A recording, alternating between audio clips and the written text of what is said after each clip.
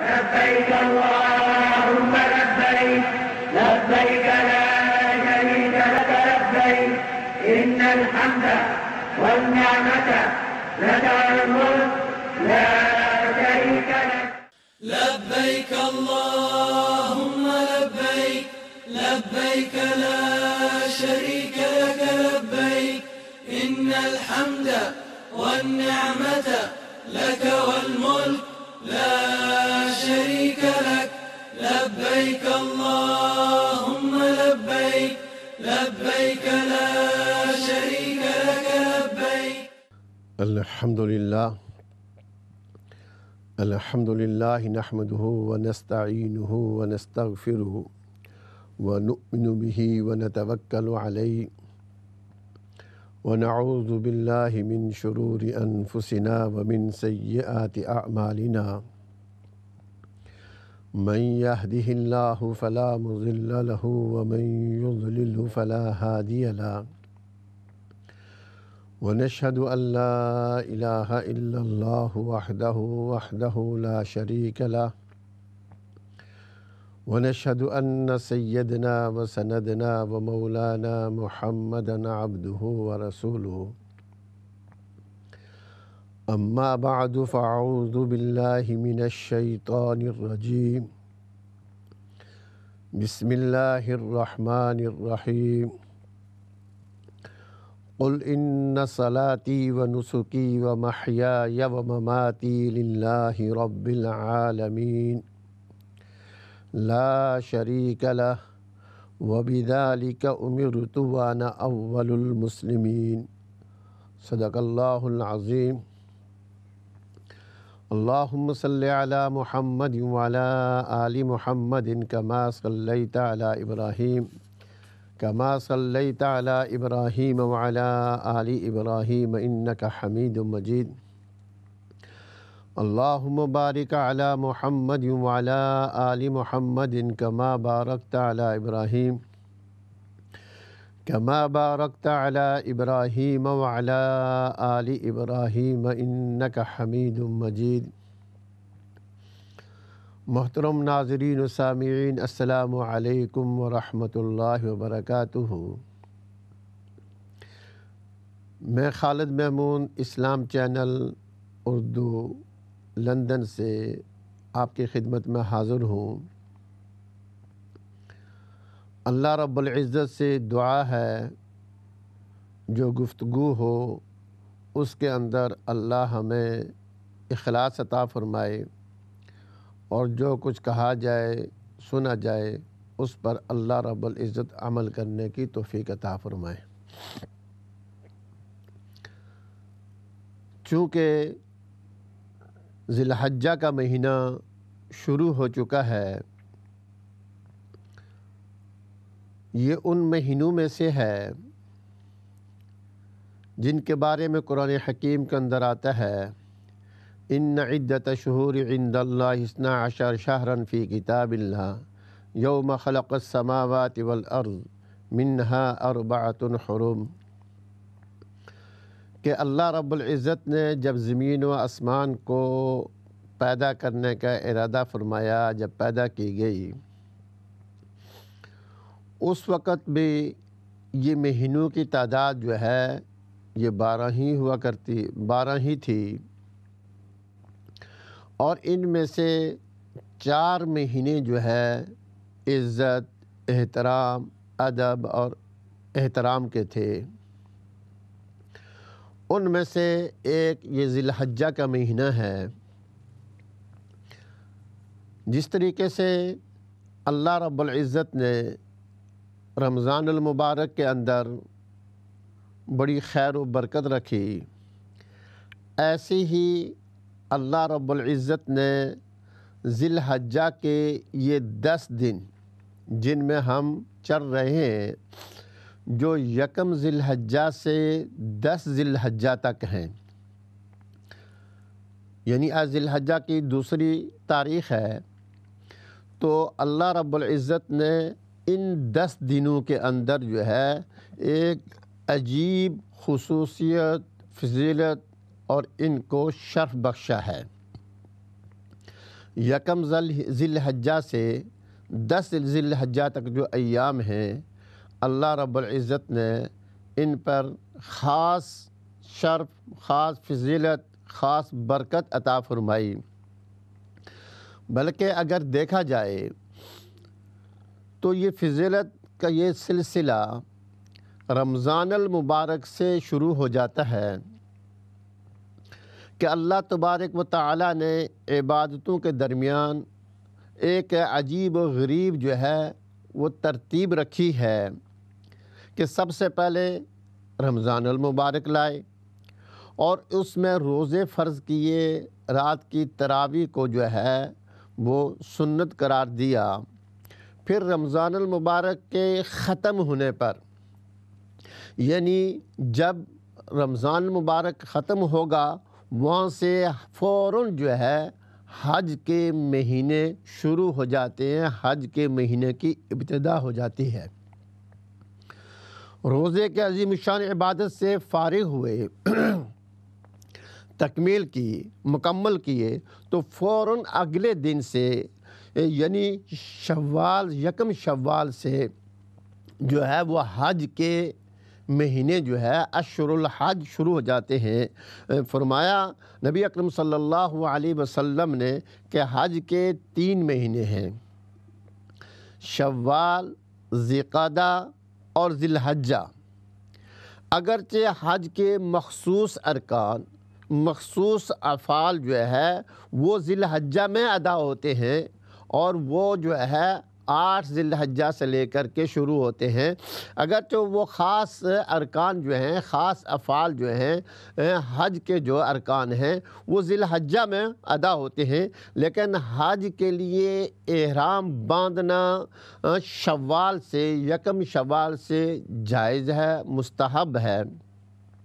لہٰذا اگر کوئی شخص حج کے لیے تیاری کرے، حج کے لیے جانا چاہے تو اس کے لیے یہ جائز ہے کہ وہ یکم شوال سے جو ہے اس کو وہ احرام وہ باندھ سکتا ہے، اور اس سے پہلے شوال سے پہلے جو ہے وہ حج کا احرام باندھنا یہ جائز نہیں ہے۔ تو پہلے زمانے کے اندر لوگ ہوتے تھے، آج کل تو یہ ٹکٹ لیا اور فوراً چلے جاتے ہیں۔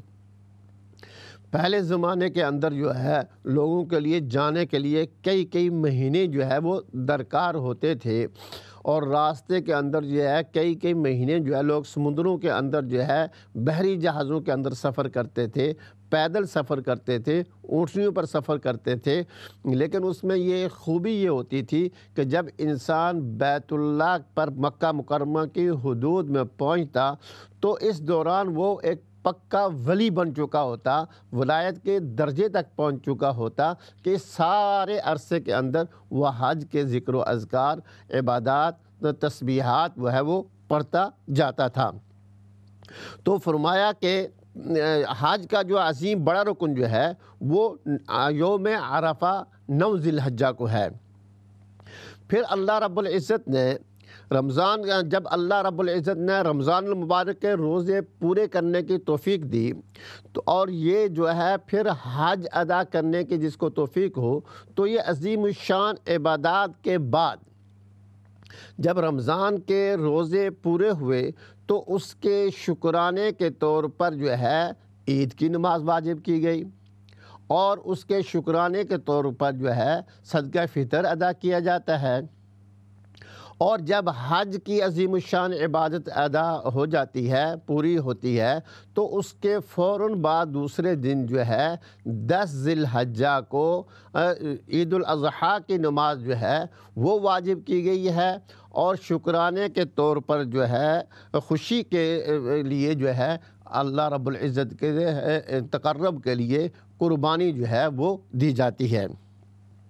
ان 10 ایام کی فضیلت خود نبی کریم صلی اللہ علیہ وسلم کا ایک ارشاد ہے جس میں واضح طور پر ان 10 دنوں کی فضیلت اور ان کی جو ہے عظمت کا پتہ چلتا ہے۔ فضیلت نبی اکرم صلی اللہ علیہ وسلم نے بیان فرمائی، یہاں تک فرمایا کہ اللہ کو اللہ رب العزت کو عبادات کے اعمال کسی دوسرے دن میں اتنے محبوب نہیں۔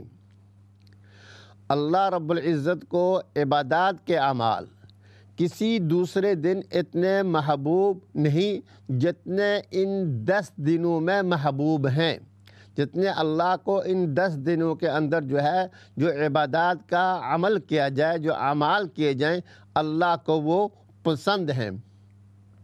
خواہ وہ عبادات نفلی نماز ہو، خواہ ذکر و اذکار ہو، تسبیحات ہوں، صدقہ خیرات ہوں۔ فرمایا ان ایام میں کوئی شخص ایک دن روزہ رکھے تو اس ایک روزے کا ثواب پورے سال کے روزوں کے برابر ہوگا۔ کہ ایک دن، یہ جو 10 دن گزر رہے ہیں، بعض لوگ سمجھتے ہیں کہ صرف 9 ذی الحجہ کا روزہ ہے، ٹھیک ہے، اس کا بھی مستحب ہے، لیکن یہ پورے 10 دن یہ عبادات کے لیے ہیں۔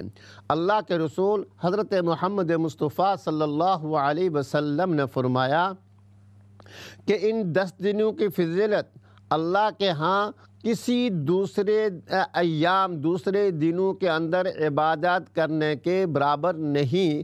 فرمایا خواہ وہ نفلی عبادات، وہ آپ نفلی نماز پڑھتے ہیں، ذکر و اذکار کرتے ہیں، تسبیحات پڑھتے ہیں، اب چلتے پھرتے وہ تسبیحات کا ذکر کرنا چاہیے، اور زیادہ بہتر یہ ہے کہ چلتے پھرتے اٹھتے بیٹھتے اس تسبیح کو ذکر کیا جائے۔ یہ آسان ہے، اللہ اکبر اللہ اکبر، لا الہ الا اللہ واللہ اکبر، اللہ اکبر وللہ الحمد۔ کہ ان 10 دنوں کے اندر اور بھی تسبیحات کر سکتے ہیں، آپ نفل پڑھ سکتے ہیں، قرآن حکیم کی تلاوت کر سکتے ہیں، اور ذکر و اذکار کر سکتے ہیں، نفلی روزے رکھ سکتے ہیں۔ تو فرمایا کہ ان 10 دنوں کے اندر جو عبادت کی جائے گی، جو عبادات کے اعمال ہوں گے، کسی دوسرے دن میں اللہ رب العزت کو اتنے محبوب اور پسند نہیں جتنے ان 10 دنوں کے اندر جو اعمال عبادات کے کیے جائیں وہ اللہ کو پسند ہیں۔ اور فرمایا کہ ایک روزے کا ثواب بڑھا کر کے 1 سال کے روزوں کے ثواب کے برابر کر دیا جاتا ہے۔ اور اللہ کے رسول صلی اللہ علیہ وسلم نے فرمایا یعنی اگر ان راتوں میں سے کسی بھی ایک رات میں عبادت کی توفیق ہو گئی، یہ سننے کی بات ہے، اگر ان 10 راتوں میں کسی بھی رات، اللہ کرے کہ یہ 10 راتیں آپ کو عبادت کی توفیق ملے، فرمایا کہ ان راتوں میں سے کسی ایک رات کو اگر کسی کو اللہ کے سامنے گڑ گڑانے کی توفیق مل گئی، عبادت کی توفیق مل گئی، تو گویا اس کو لیلۃ القدر میں عبادت کی توفیق ہو گئی، کو اس کو اس کا ثواب بڑھا کر کے لیلۃ القدر کے برابر وہ کر دیا جائے گا۔ تو کتنی بڑی یہ ایام یہ ان کو ہم ضائع نہ کریں۔ یہ دن اور رات ان میں اللہ کی رحمت برستی ہے۔ اللہ رب العزت بخشش اور مغفرت کے یہ ایام ہیں، یہ 10 دن ہیں۔ اگر رمضان المبارک کے اندر ایک رات وہ لیلۃ القدر ہے، تو اللہ کے رسول صلی اللہ علیہ وسلم نے فرمایا کہ ان 10 دنوں کے اندر جس شخص کو عبادت کی رات کو توفیق مل گئی، تو گویا ہر ایک رات لیلۃ القدر کی عبادت کے برابر ہے۔ یعنی اگر ان راتوں میں سے کسی بھی رات کے اندر عبادت کی، تو گویا اس کو لیلۃ القدر میں عبادت کی توفیق ہو گئی۔ اللہ رب العزت اس طریقے سے اس کو اجر و ثواب وہ بڑھا کر کے دیں گے۔ ان دنوں کے اندر اس سے بڑی اور کیا فضیلت ہو سکتی ہے کہ وہ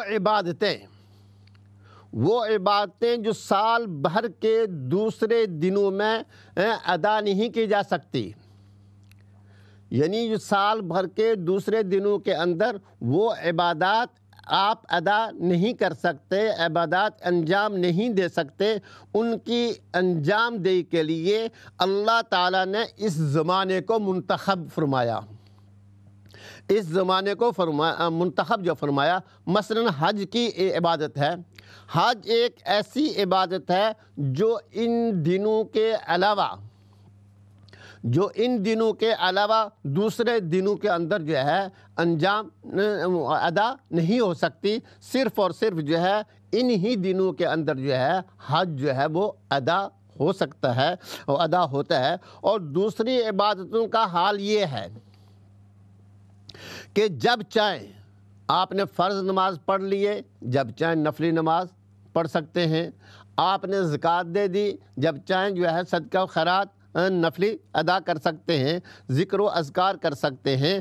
البتہ دو عبادتیں ایسی ہیں ان کے لیے اللہ تعالیٰ نے وقت مقرر فرمایا، ان کے لیے اللہ رب العزت نے وقت مقرر فرما دیا۔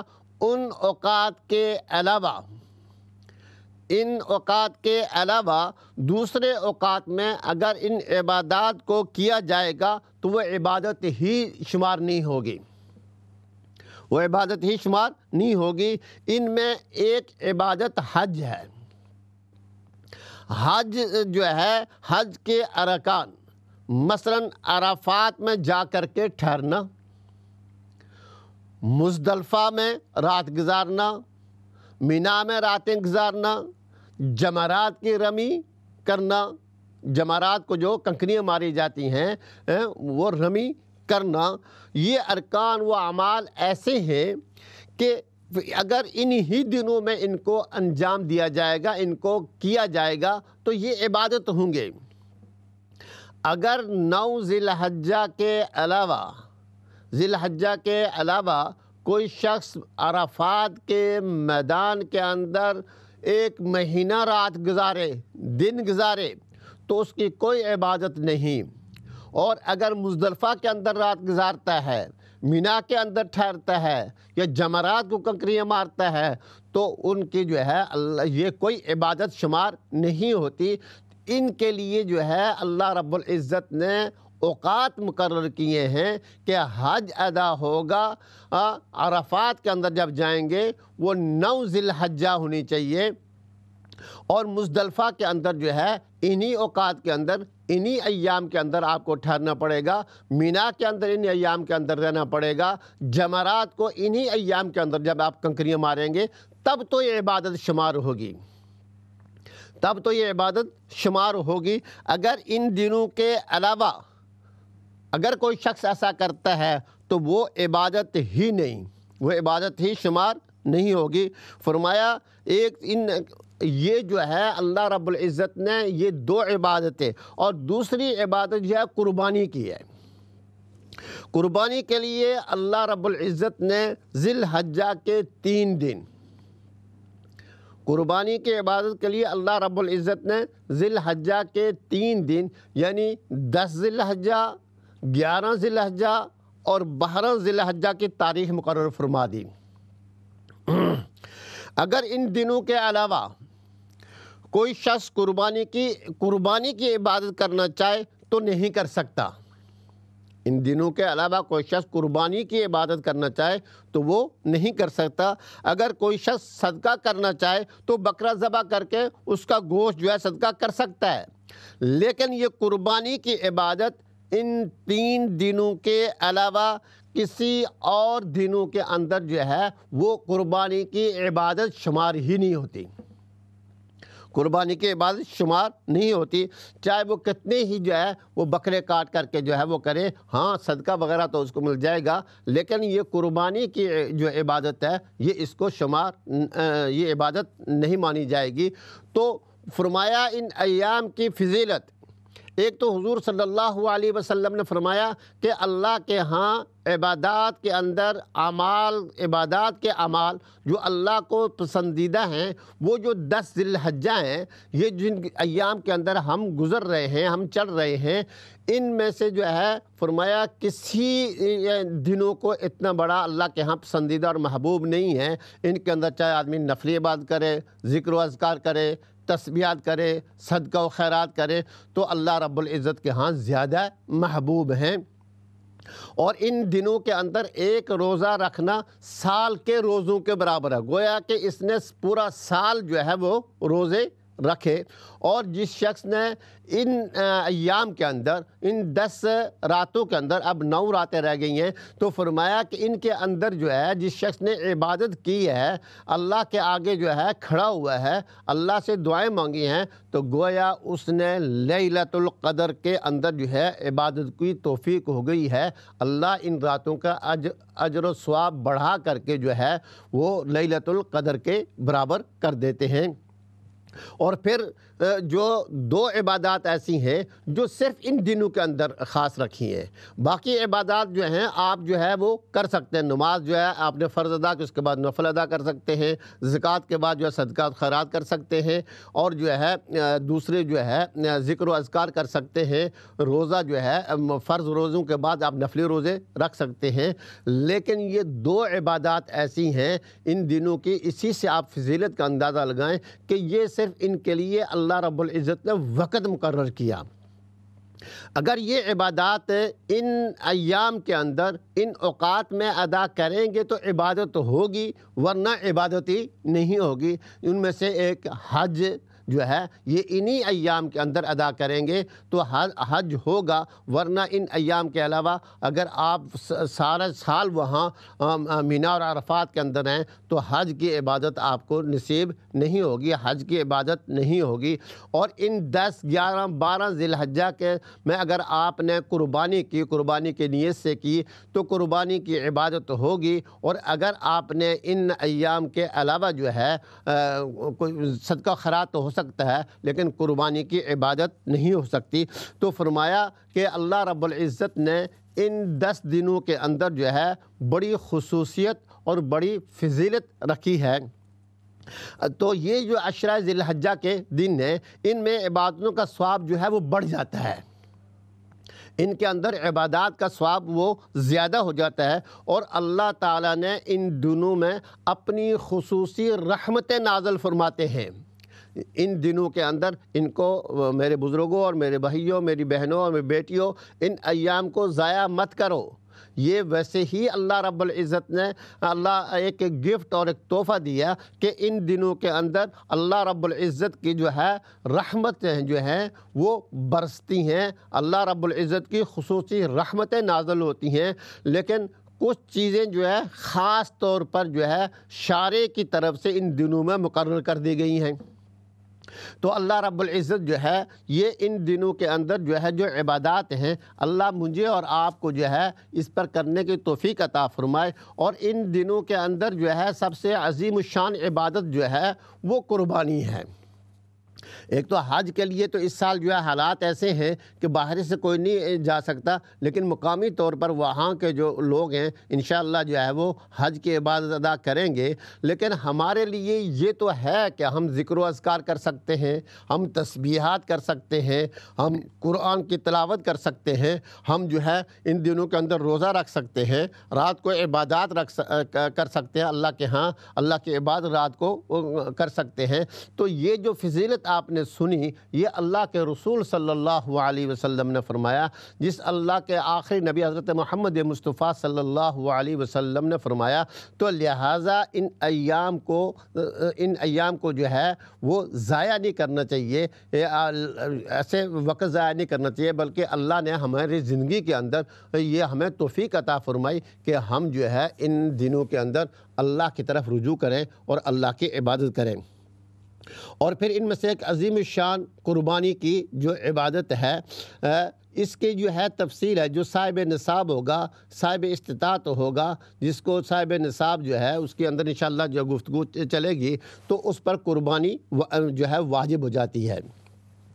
تو قربانی کی تاریخ جو ہے کسی حلال جانور کو اللہ رب العزت کا تقرب حاصل کرنے کے لیے، اللہ کا قرب حاصل کرنے کی نیت سے ذبح کرنا، کسی حلال قربانی کی جو تاریخ ابتدا جو ہے شروع ہوتی ہے، کسی حلال جانور کو اللہ تعالیٰ کا تقرب حاصل کرنے کے لیے نیت سے ذبح کرنا اس وقت شروع ہوا جب سے حضرت آدم علیہ السلام اس دنیا میں تشریف لائے۔ تو قربانی کی ابتدا جو ہے وہاں سے شروع ہوتی ہے جب حضرت آدم علیہ السلام دنیا میں تشریف لائے، تو اللہ کا قرب حاصل کرنے کے لیے، قرب کی حاصل کرنے کی نیت سے حلال جانور کو ذبح کرنا سیدنا آدم علیہ السلام جب اس دنیا میں تشریف لائے اس وقت سے شروع ہوا، اور دنیا جب آباد ہوئی سب سے پہلی قربانی جو ہے حضرت آدم علیہ السلام کے دو بیٹوں حابیل اور قابیل نے دی، جس کا قرآن حکیم کے اندر ذکر آتا ہے اذ قربا قربانا۔ کیونکہ ہم مختصر سے بریک کی طرف جا رہے ہیں، اور بریک کے بعد انشاءاللہ پھر آپ کو آ کر کے یہیں سے آگے بات چلائیں گے۔ آپ دیکھتے رہیں، اور جو کوئی بات ذہن میں آئے وہ پوچھ بھی سکتے ہیں۔ آپ حضرات سے گزارش ہے آپ دیکھتے ہیں، انشاءاللہ بریک کے بعد پھر یہیں سے بات چلائیں گا۔ لبيك اللهم لبيك لبيك لا شريك لك لبيك إن الحمد والنعمة لك والملك لا شريك لك لبيك اللهم لبيك لبيك لا شريك لك لبيك۔ بسم اللہ الرحمن الرحیم۔ بریک کے بعد پھر آپ کی خدمت میں حاضر ہوں۔ ٹیلی فون لائنز اوپن ہو چکی ہیں، اگر کوئی بات پوچھنے چاہتے ہیں، کوئی بات شیئر کرنا چاہتے ہیں تو کر سکتے ہیں۔ بریک سے پہلے یہ بات عرض کر رہا تھا کہ اللہ رب العزت نے ان ایام کے اندر جو ہے بڑی فضیلت والے دن جو ہیں یہ جن کے اندر ہم گزر رہے ہیں، ان ایام کے اندر ایک روزے کا ثواب کے اعتبار سے 1 سال کے روزوں کے برابر ہے، اور ایک رات کی عبادت جو ہے شب قدر کی، لیلۃ القدر کی عبادت کے برابر ہے۔ اس سے اس بات کی طرف جو ہے اشارہ ہے کہ ایک مسلمان جتنے بھی ان دنوں میں نیک اعمال اور عبادت کر سکتا ہے وہ ضرور کرے، کہ جتنے بھی اس کو توفیق ہو تو ان ایام کے اندر عبادت کرے۔ اور 9 ذی الحجہ کا دن جو ہے عرفہ کا دن ہے، جس میں اللہ تعالیٰ نے حجاج کے لیے حج کا عظیم الشان رکن یعنی وقوف عرفہ تجویز فرمایا، اور جو وہاں پر نہیں ہے ان کے لیے 9ویں تاریخ کو یعنی 9 ذی الحجہ کو تاریخ کو نفلی روزہ مقرر فرمایا نفلی روزہ مقرر فرمایا۔ اور اس روزے کے بارے میں نبی کریم صلی اللہ علیہ وسلم کا فرمان ہے کہ عرفہ کے دن جو شخص روزہ رکھے تو مجھے اللہ تبارک و تعالیٰ کی ذات سے یہ امید ہے۔ اللہ کے رسول صلی اللہ علیہ وسلم فرماتے ہیں کہ عرفہ کے دن جو شخص روزہ رکھے مجھے اللہ رب العزت کی ذات سے یہ امید ہے اس کے 1 سال پہلے اور 1 سال بعد کے گناہوں کا کفارہ ہو جائے گا۔ یہ عظیم الشان دن ہے، تو ان ایام کو جو ہے ضائع نہیں کرنا چاہیے۔ اور سب سے ان ایام کے اندر پھر جو ہے سب سے افضل عمل جو ہے ان ایام ذی الحجہ کے اندر وہ قربانی کا عمل ہے۔ تو میں یہ عرض کر رہا تھا کہ قربانی کی ابتدا جو ہے کسی حلال جانور کو اللہ کے تقرب حاصل کرنے کے لیے صحیح نیت کے ساتھ ذبح کرنا، یہ اس وقت سے مشروع ہے جب حضرت آدم علیہ السلام اس دنیا میں تشریف لائے اور دنیا آباد ہوئی۔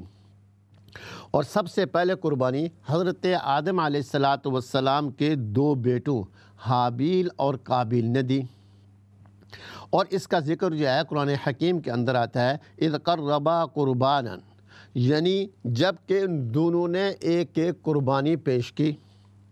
سورہ مائدہ کے اندر آتا ہے اذ قربا قربانا، جب آدم علیہ السلام کے بیٹوں نے ایک قربانی پیش کی تو فرمایا حابیل نے ایک مینڈے کی، ایک دمبے کی، ایک مینڈے کی قربانی پیش کی، اور قابیل جو دوسرا بیٹا تھا اس نے اپنے کھیت کی پیداوار، اپنے کھیت کی جو پیداوار جو ہے غلہ وغیرہ جو ہے کچھ غلہ وغیرہ صدقہ کر کے جو ہے قربانی پیش کی۔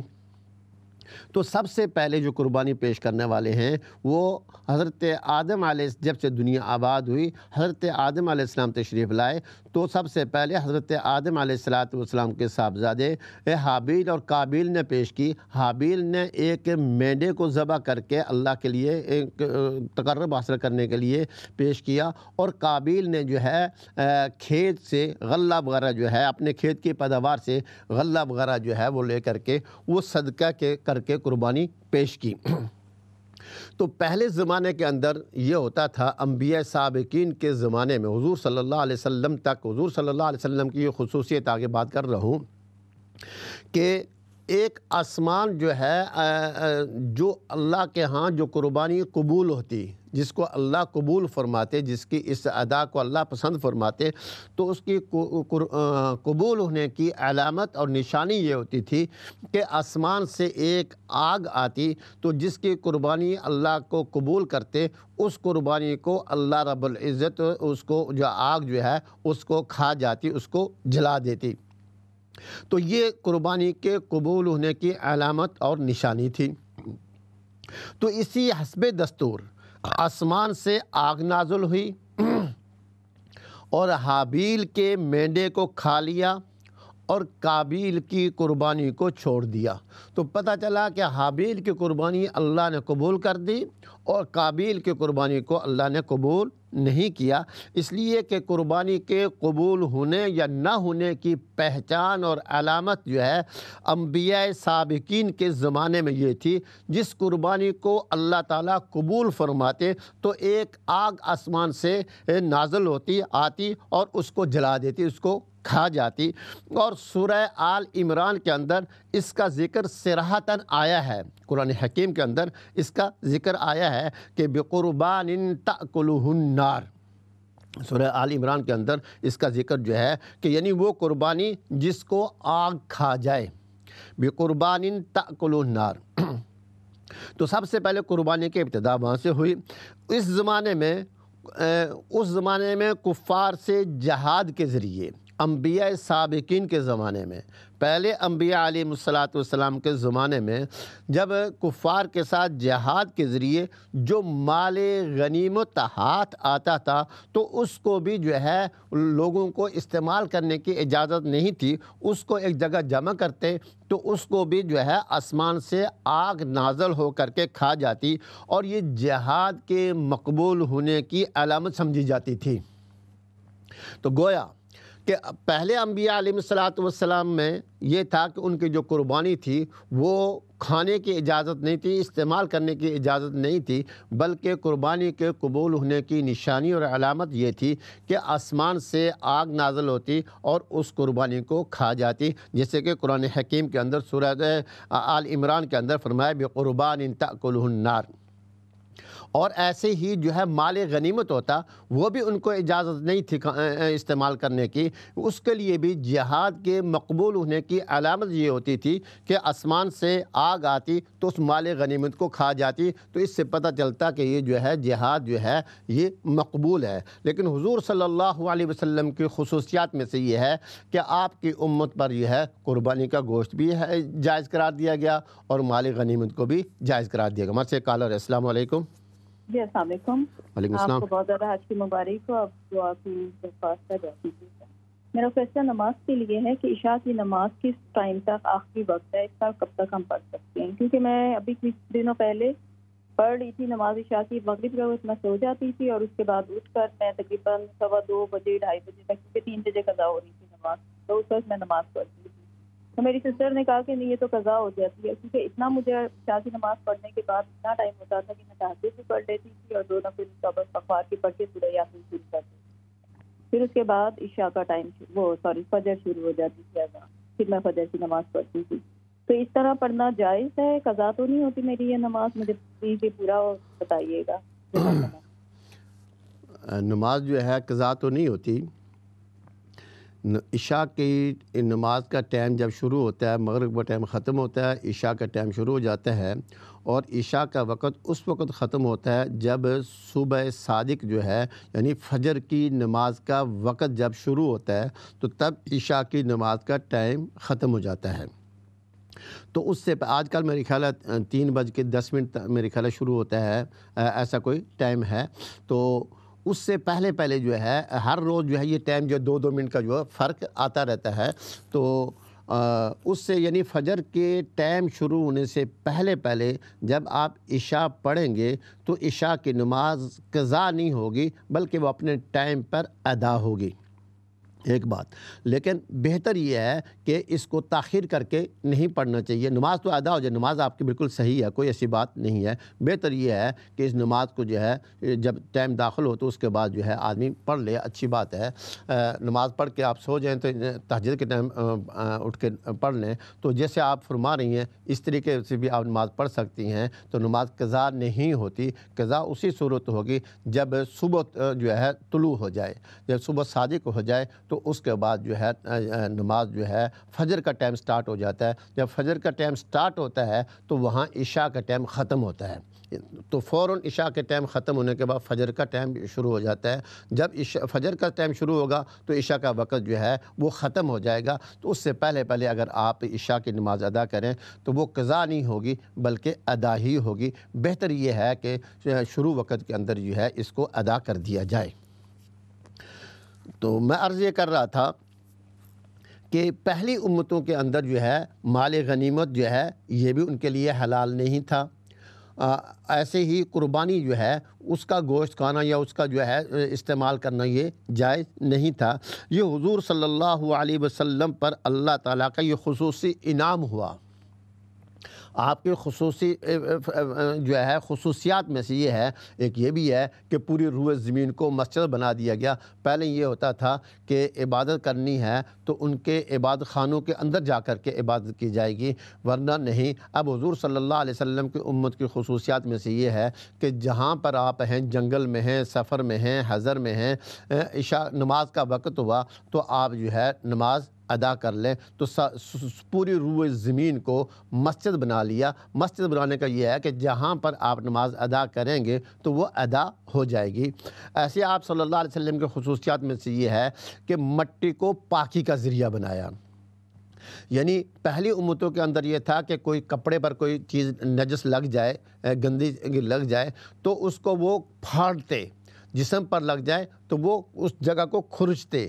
لیکن یہ ہے کہ نبی اکرم صلی اللہ علیہ وسلم کی امت پر جب پانی سے دھونے سے صاف ہو جاتا ہے، اگر پانی نہیں ملتا، فقہا نے اس کی جو ہے ایک لمٹ رکھی ہے، کتنے جو ہے کتنے دور تک آپ پانی تلاش کریں۔ پانی اگر نہیں ملتا، پتہ بھی نہیں ہے پانی نہیں ہے، تو اب یہ ہے یہ تیمم کر لے، تیمم کر لے تو ویسے ہی جو ہے اس کی یہ پاک ہوتا ہے جس طریقے اس نے وضو کرنے سے یا غسل کرنے سے ہوتا ہے۔ تو یہ حضور صلی اللہ علیہ وسلم کی خصوصیات میں سے ہے۔ انہی خصوصیات میں سے خصوصی انعام یہ ہے قربانی کا گوشت اور مال غنیمت ان کے لیے حلال کر دیے گئے۔ حدیث شریف میں آتا ہے، نبی اکرم صلی اللہ علیہ وسلم کا فرمان ہے کہ اپنے خصوصی فضائل و انعامات الہیہ کا ذکر کرتے ہوئے فرمایا احلت لی الغنائم، یعنی میرے لیے مال غنیمت جو ہے اس کو حلال کر دیا گیا۔ یہ خصوصی جو آپ صلی اللہ علیہ وسلم اپنے فضائل اور انعامات جو اللہ کی طرف سے خصوصی انعامات ہیں یہ ان کا ذکر کرتے ہوئے فرمایا احلت لی الغنائم، یعنی میرے لیے مال غنیمت حلال کر دیا گیا۔ یہی وجہ تھی کہ آپ صلی اللہ علیہ وسلم کے زمانے کے بعض غیر مسلموں نے جو آپ کے مخالف تھے، غیر مسلموں نے اپنے اسلام قبول نہ کرنے کا ایک یہ عذر بھی پیش کیا، کہ پہلے انبیاء علیہ السلام کی قربانیوں کو آگ کھا جایا کرتی تھی اور آپ صلی اللہ علیہ وسلم کے زمانے میں ایسا نہیں ہوتا، اس لیے ہم اس وقت تک ایمان نہیں لائیں گے جب تک یہ صورت ظاہر نہ ہو، یعنی آسمان سے آگ آ کر کے اس کو نہ کھایا جائے۔ تو سورہ مائدہ کے اندر جو ہے ان کے اس عذر کا، اس کوسچن کا، اس سوال کا عذر لنگ کو بیان کر کے یہ جواب دیا گیا، جن انبیاء علیہ السلام کے زمانے میں قربانیوں کو آگ نے کھایا تھا، تم ان پر کون سا ایمان لائے ہو؟ تم ان پر کون سا ایمان لائے ہو؟ تم نے تو ان کو جھٹلایا، بلکہ ان کو قتل تک کرنے سے دریغ نہیں کیا، ان کو قتل تک تم نے کیا۔ تو ان کا یہ قول حق طلبی نہیں تھا، یعنی حق کو طلب کرنا نہیں تھا، بلکہ ایک بہانہ جوئی تھا، ہیلا جوئی کے لیے تھا۔ ہمارے ساتھ ایک کال ان کی بات سن لیتے ہیں۔ السلام علیکم۔ وعلیکم السلام۔ جی فرمائیں۔ صوفی جاوید بول رہا ہوں رات روم سے۔ جی صوفی جاوید رات روم سے بول رہا ہوں۔ ہاں جاوید صاحب، کیا حال ہے؟ خیریت ہے؟ آپ کی دعائیں، اللہ کا شکر ہے۔ ماشاء اللہ، سب ٹھیک ہے؟ ساتھی ٹھیک ہے؟ آپ ٹھیک ہے؟ اچھا اچھا، فرمائیں۔ اور اپنی دعاؤں میں یاد رکھنا ہے۔ اللہ خوش رکھے۔ اللہ آپ کی عمر میں، علم میں اور عمل میں برکت عطا فرمائے۔ آمین آمین۔ کیسر صاحب سب کو میری طرف سے سلام کہہ دینا ہے۔ وعلیکم السلام، خدا حافظ۔ اوکے، مہربانی، بہت مہربانی، اللہ خوش رکھے۔ یہ ہمارے محترم جاوید صاحب تھے، یہ ہمارے انتہائی مہربان بھائیوں میں سے۔ ہمارے سے ایک اور کالر۔ السلام علیکم۔ السلام علیکم۔ ہیلو، السلام علیکم۔ وعلیکم السلام۔ جی فرمائیں۔ زوال کا ٹائم کتنے بجے ہوتا ہے بیٹا؟ جی زوال کا ٹائم؟ زوال کا ٹائم آج کل غالباً 1 بجے سے لے کر کے تو آپ 15 منٹ تک، یعنی 5:15 تک آج کل جو ہے یہ ٹائم چلتا ہے۔ جی زوال کا ٹائم ہی، زوال کا ٹائم جو ہے نا، جب سورج جس میں آپ نماز نہیں پڑھ سکتے، تو آج کل جو ہے تقریباً جو ہے 1 بجے کے قریب شروع ہوتا ہے۔ جب سورج جو ہے وہ استوا ہو جائے، یعنی برابر آ جائے، تو اس وقت نہیں کرنا چاہیے۔ تو آج عموماً یہ ہے کہ آپ جو ہے یہ مسجد کے جو نماز کے ٹائم ٹیبل ہیں ان کے اندر کیونکہ ہر روز جو ہے میں نے جیسے عرض کیا تھا 2 منٹ کا جو ہے فرق پڑتا رہتا ہے۔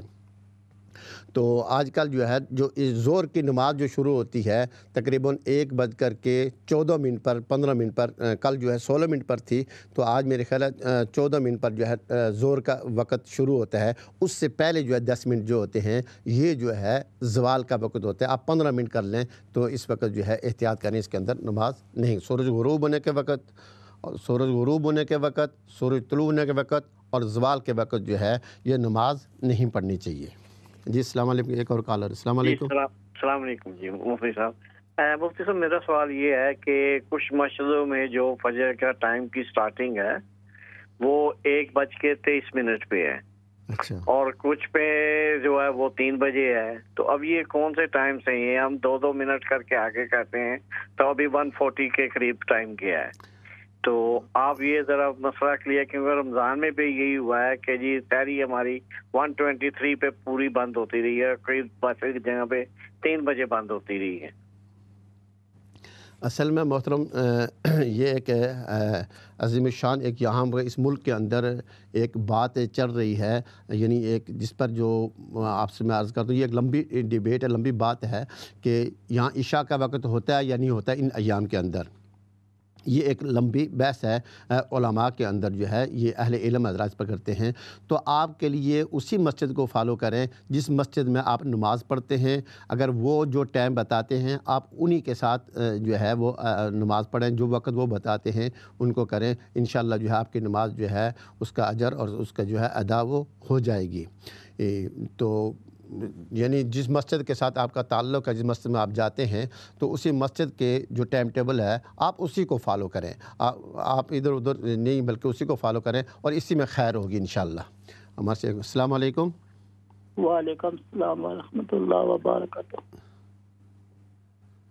جی فرمائیں۔ جی میں اجیت طاہر احمد لندن سے بول رہا ہوں۔ جی میرا منڈے کو رات کو اللہ تعالیٰ نے مجھے دوسری زندگی دی ہے، میں بالکل پاسٹ وے ہو گیا تھا، تو NHS کا بہت بہت شکر گزار ہوں کہ اللہ تعالیٰ کے بعد انہوں نے مجھے زندگی عطا کی، اور آج میں آپ کی زیارت کر رہا ہوں اور آپ کا پروگرام دیکھ رہا ہوں۔ آپ سے میری دل کی گہرائیوں سے گزارش ہے کہ میرے لیے دعا کی جائے، اللہ تعالیٰ مجھے صحت والی، ایمان والی اور خصوصی جو ایسا بہن بھائی جو اس بیماری میں ہیں، مولا کریم ان کو صحت عطا فرمائے، آمین۔ اور نبی علیہ السلام کے صدقے سے مجھ پہ بھی اپنا رحم و کرم عطا فرمائے۔ میں آپ کو بہت شکر گزار ہوں کہ آپ کی زیارت ہوئی اور اسلام چینل کو آ کے میں نے دوبارہ اپنی زندگی میں دیکھا ہے۔ جزاک اللہ خیرن، دعاؤں میں یاد رکھیں اور میرے لیے دعا کریں۔ میں صحیح کھڑا نہیں ہو سکتا، لیکن یہ ڈاکٹروں نے کہا کہ جو ہم نے تمہیں آپریٹ کیا ہے، از امیزنگ آپریشن ہے تمہارا، کہ تمہیں اللہ نے دوسری زندگی دی ہے۔ جی ماشاءاللہ، اللہ رب العزت جی عتیق طاہر صاحب آپ کو اللہ رب العزت صحت و تندرستی عطا فرمائے، اور ہر آدمی کو جو بیمار ہے ان کو عافیت عطا فرمائے، صحت عطا فرمائے۔ جتنے بھی سانس اللہ رب العزت نے جو لکھے ہیں وہ اس دنیا کے اندر گزارنے ہیں، تو اس میں سے آگے پیچھے تو نہیں ہو سکتا، لیکن اللہ نے توفیق دی ہے کہ ہم اللہ کے طرف زیادہ رجوع کریں۔ اللہ رب العزت سے دعا ہے اللہ آپ کو ہر قسم کی جو ہے بیماری سے محفوظ فرمائے، اور آپ کو پھر جو ہے کھڑا ہونے کی توفیق عطا فرمائے، کھڑا ہونے پر نماز پڑھنے کی توفیق عطا فرمائے، عبادات کرنے کی توفیق عطا فرمائے، اور اللہ آپ کو بالکل صحیح و سالم رکھے۔ ایک اور کال۔ السلام علیکم۔ جی وعلیکم السلام۔ جی حضرت جی، میرا ہے نا تو کام کرتے ہوئے ٹائم میرے ہاتھ پہ گلو چپک گیا تھا، تو ہاتھ سے تو میں نے نکال لیا، لیکن ناخن پہ ابھی 2 ہفتے سے زیادہ ہو گئے، ناخن پہ سے نکل نہیں رہا ہے۔ میں سب کچھ کر چکا ہوں۔ کیا؟ تو اس گلو، اچھا، تو اس حالت میں غسل ہو جاتا ہے یا نہیں ہوگا؟ یہ ہے کہ گلو تو آپ کوشش کریں، کوئی ایسی کیمیکل تے ہیں جس کی وجہ سے آپ گلو ہٹا سکتے ہیں۔ سے تو میں نے 2 دن میں نے رگڑ کے کر لیا، سب کچھ اسپریٹ لگایا، پھر ایسے سب کچھ لگا کے ہاتھ سے کی چمڑی سے تو نکال لیا میں نے، لیکن ناخن پہ ابھی کہیں کہیں پہ ہے جو نکل نہیں رہا ہے۔ کوشش یہ کریں کہ آپ جو ہے کیمیکل سے اس گلو کو ہٹا دیں۔ کوشش کے باوجود اگر اس کی جو ہے وہ حیت اور اس کی چمک جو ہے جو اس کی ایک اوریجن ہوتی ہے وہ ختم ہو جاتی ہے، تو پھر جو ہے آپ نماز وغیرہ وضو وغیرہ کر کے نماز پڑھ سکتے ہیں۔ نماز کسی صورت میں نہیں چھوڑنی، لیکن یہ ہے کہ کوشش یہی کریں کہ ایسی چیزیں ہوتی ہیں جن کی وجہ سے یہ چیزیں مٹ جاتی ہیں۔ اور ہمارے ساتھ ایک اور۔ السلام علیکم۔ السلام علیکم۔ جی وعلیکم السلام۔ جی یہ میں آپ سے بات پوچھنا چاہتی تھی کہ میں جو اپنے پڑھتی ہوں نا وطر، وہ میں عشاء کی نماز پڑھ کے تو وطر چھوڑ دیتی ہوں، پھر جب تہجد کے لیے 1:30 یا 2 o'clock تہجد پڑھتی ہوں تو اس وقت پھر میں اپنے وطر ادا کرتی ہوں۔ اس کے بارے میں تھوڑا سا آپ روشنی ڈال دیجیے گا پلیز، اور دعاؤں میں یاد رکھیے گا۔ اب جو وقت جو ختم ہونے والا ہے، جو آپ کرتی ہیں بالکل صحیح کرتی ہیں۔ وطر کا صحیح وقت تو یہی ہے، یہ جو پہلے پڑھی جاتی ہیں، اس لیے چونکہ وطر واجب ہے۔ یہ خطرہ ہوتا ہے کہ آدمی جو ہے اٹھ کر کے جو ہے کہیں نیند سے بیدار نہ ہو سکے تو اس کے وطر رہ جائیں، قضا ہو جائیں، تو اس لیے جو عشاء کی نماز کے بعد جو ہے وطر پڑھے جاتے ہیں۔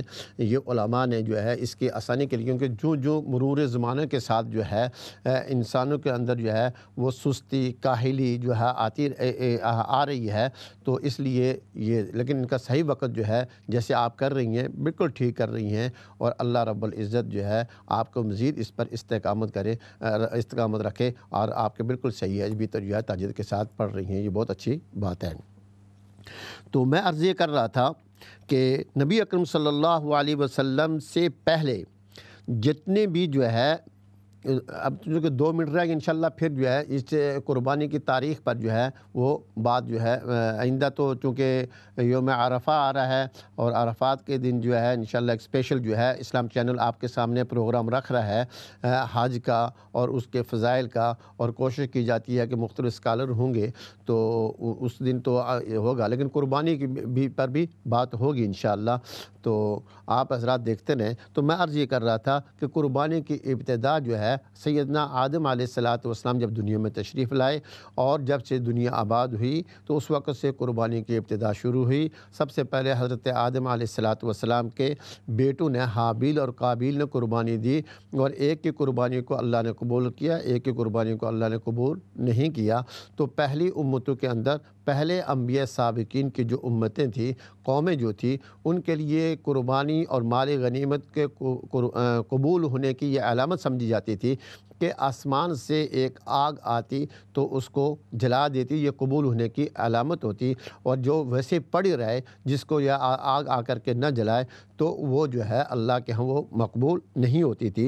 حضور صلی اللہ علیہ وسلم کے اللہ کے خصوصی انعامات میں سے یہ ہے کہ آپ کے لیے یہ قربانی جو ہے اور جو ہے مال غنیمت جو ہے فرمایا کہ میرے لیے اللہ رب العزت نے حلال کر دیا۔ اور حضور صلی اللہ علیہ وسلم پر کچھ غیر مسلموں نے ایمان نہ لانے کی یہ وجہ بتائی کہ ہم اس لیے ایمان نہیں لاتے کہ پہلے نبیوں کی جو قربانی ہوتی تھی، مال غنیمت ہوتا تھا، آگ جلا دیتی تھی، تو آپ کی نہیں جلاتی جب تک یہ بات نہ ہو۔ تو اللہ رب العزت نے قرآن حکیم میں فرمایا، سورہ جو ہے مائدہ کے اندر فرمایا کہ ان پر تم نے کون سے ایمان لایا جن کی جو ہے آگ کو جو ہے آسمانی آگ نے جلا دیا، ان پر بلکہ ان کے ساتھ آپ نے جھٹلایا، یہاں تک کہ ان کو قتل، بعض انبیاء کو قتل کر دیا گیا۔ تو یہ تمہارا عذر ایسے ہی ہے۔ اللہ رب العزت مجھے اور آپ کو ان ایام کے اندر عمل کرنے کی توفیق عطا فرمائے، عبادت کی توفیق عطا فرمائے۔ یہ خاص ایام ہیں، ان کو جو ہے ضائع مت کریں۔ لبيك اللهم لبيك لبيك لا شريك لك لبيك إن الحمد والنعمة لك والملك لا شريك لك لبيك اللهم لبيك لبيك لا شريك لك لبيك إن الحمد والنعمة لك والملك لا شريك لك لبيك اللهم لبيك لبيك لا شريك لك لبيك لبيك اللهم لبيك لبيك لا شريك لك لبيك إن الحمد والنعمة لك والملك